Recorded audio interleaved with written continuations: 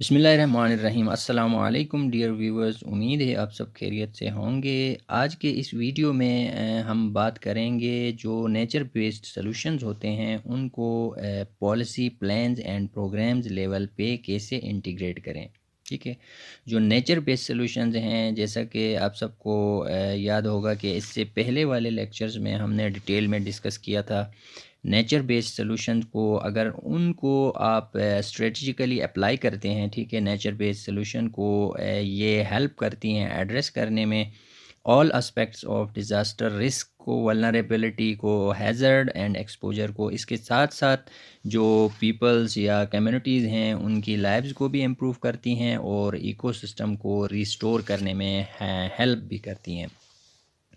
All of the international frameworks और जो agreements होते हैं, अब उनको ज़रूरत है कि वो एक्शन ले लें नेचर बेस्ड सॉल्यूशन को एडवांस करने में नेशनल लेवल पे।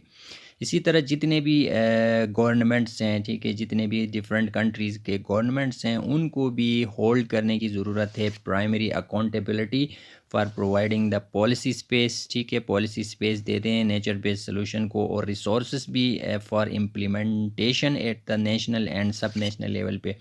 ठीक है, इनकी इम्प्लीमेंटेशन नेशनल लेवल पे हो या सब नेशनल लेवल पे हो, पॉलिसी स्पेस के साथ साथ रिसोर्सेज भी प्रोवाइड करें ताकि नेचर बेस्ड सॉल्यूशन को जो है पॉलिसी प्लान्स और प्रोग्राम्स लेवल पे ला सकें।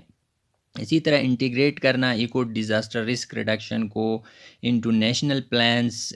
आपको पता है इसके लिए आपको कोलैबोरेटिव प्लानिंग प्रोसेस की ज़रूरत होती है ताकि उनको करीब लाया जा सके। स्पेशली जो रेलिवेंट एक्टर्स हैं, इनकरेज करने की ज़रूरत है कंसिस्टेंसी ऑफ एक्शंस। ठीक है, जितने भी एक्शंस ले रहे हैं इस हवाले से इनमें कंसिस्टेंसी की ज़रूरत है और efficient use of available capacities.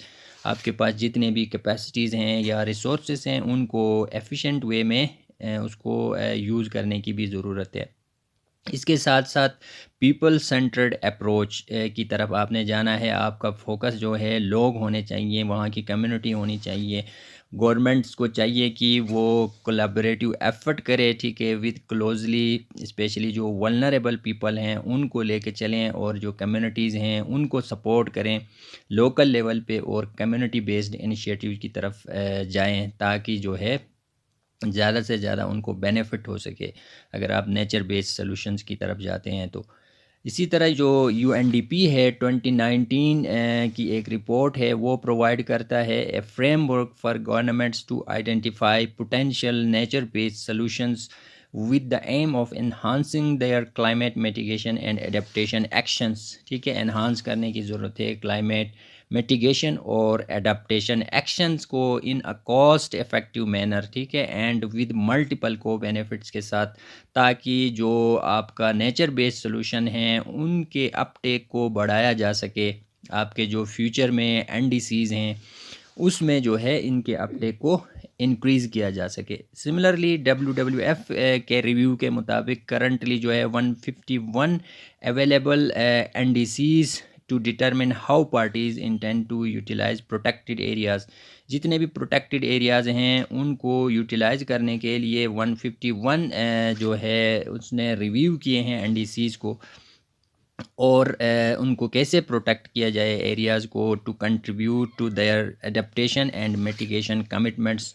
उनको भी कैसे कंट्रीब्यूट किया जाए उनकी के जो एडेप्टेशन और मिटिगेशन कमिटमेंट्स हैं। इसी तरह जो कंट्रीज़ हैं उनको चाहिए कि वो डेवलप करें और अपडेट करें अपने जो नेशनल एक्शन प्लान्स हैं और इसके साथ साथ उनके जो नेशनल डेवलपमेंट प्लान्स हैं उनको भी अपडेट करने की ज़रूरत है ताकि उनको इंटीग्रेट किया जाए सस्टेनेबल डेवलपमेंट गोल्स के साथ। फिर आपके जो इंटेंडेड नेशनली डिटरमिन्ड कंट्रीब्यूशन है INDCs जिसे कहा जाता है, और जो नेशनल एक्शन प्लान्स हैं वो भी ऑफ़र करते हैं further opportunities for national governments to ensure the integration of eco DRR and EBA, यानी कि जो ecosystem based disaster risk reduction and ecosystem based adaptation है उसको इंटीग्रेट करने के लिए अपॉर्चुनिटीज़ प्रोवाइड करते हैं ये भी। इसी तरह इसको ऑप्टिमाइज़ करने की ज़रूरत है जो इंटरकनेक्टेडनेस है अमंग द ग्लोबल फ्रेमवर्क के दरमियान to facilitate implementation at the national level. फिर आपकी नेशनल लेवल पे इम्प्लीमेंटेशन को बढ़ाने के लिए जो है उसको भी ऑप्टिमाइज़ करने की ज़रूरत है, जो ग्लोबल फ्रेमवर्क्स हैं उनके दरमियान इंटरकनेक्टेडनेस। इसी तरह फिर जो आपका national biodiversity strategic action plan है वो भी अपॉर्चुनिटीज़ प्रोवाइड करता है कि जो डिज़ास्टर रिस्क रिडक्शन है और क्लाइमेट चेंज हैं उसको कैसे इंटीग्रेट किया जाए, ठीक है, ये भी एक वो प्रोवाइड करता है। इसी तरह जो कन्वेंशन ऑन बायोलॉजिकल डाइवर्सिटी है उनके सिग्नेटरी मेंबर स्टेट भी एडवोकेट करते हैं, उनका भी एक स्ट्रांग रोल है फॉर बायोडाइवर्सिटी कंजर्वेशन और इकोसिस्टम बेस्ड अप्रोच को इन लोकल और नेशनल जो डिज़ास्टर रिस्क रिडक्शन स्ट्रेटजीज़ हैं और जो नेशनल एक्शन प्लान्स हैं उनमें ये भी जो है अप्रोच इकोसिस्टम बेस्ड अप्रोच की तरफ लेके जाता है बायोडाइवर्सिटी कंजर्वेशन में। फिर आपका रामसर कन्वेंशन वो भी स्ट्रांगली इनकरेज करता है कंट्रीज़ को कि वो भी मेन स्ट्रीम करें डिज़ास्टर रिस्क रिडक्शन मेजर्स को, ठीक है, इन वेटलैंड मैनेजमेंट प्लान्स में, और मीन्स उनको मेन स्ट्रीम करने में वेटलैंड मैनेजमेंट्स को जो आपके national disaster risk reduction plans हैं उसमें भी मीन्स मेन स्ट्रीम करने के लिए ये वो काम कर रहा है। जो आपका रामसर कन्वेंशन है वो भी इसमें फोकस कर रहा है। इसी तरह जो वेटलैंड्स और उनके जो सर्विसेज हैं उनको इंटीग्रेट किया जाए with in disaster risk assessments में और उनके इम्पैक्ट्स को भी कंसिडर किया जाए, स्पेशली जो रिवर बेसिन्स होते हैं या कोस्टल जोन्स होते हैं, ठीक है, जब हम वेटलैंड्स की बात करते हैं तो इसमें जो है इनके सर्विसेज को जो है कंसिडर करने की ज़रूरत है। इसी तरह जो आपका वेटलैंड रिलेटेड इंडिकेटर्स हैं उसका इंक्लूजन की भी ज़रूरत है, इनको लिंक किया जाए इम्प्लीमेंटेशन ऑफ रामसर कन्वेंशन और फिर इसका जो स्ट्रेटजिक प्लान है 2016 से 2024 उनको भी जो है आपने लिंक करने की ज़रूरत है ताकि इसके प्रोग्रेस को जो है ट्रैक किया जाए इन मैकेनिज़म्स पे, ठीक है, ये जितने भी मैकेनिज़म्स हैं इनकी जो प्रोग्रेस है उनको ट्रैक किया जाए। इनको अगर हम लिंक करेंगे रामसर कन्वेंशन और फिर जो स्ट्रेटजिक प्लान है 2016 से 24 वाला, तो फिर इसका प्रोग्रेस जो है ट्रैक हो जाएगा with the adoption of the land degradation target. इसी तरह जो लैंड डिग्रेडेशन होती है, ठीक है, आपके ड्राफ्ट की वजह से, ठीक है, डिज़र्टिफिकेशन की वजह से, जो कि United Nations Convention to combat Desertification है उनके सिग्नेटरी जो कंट्रीज़ हैं उनको भी प्रमोट करने की ज़रूरत है, सस्टेनेबल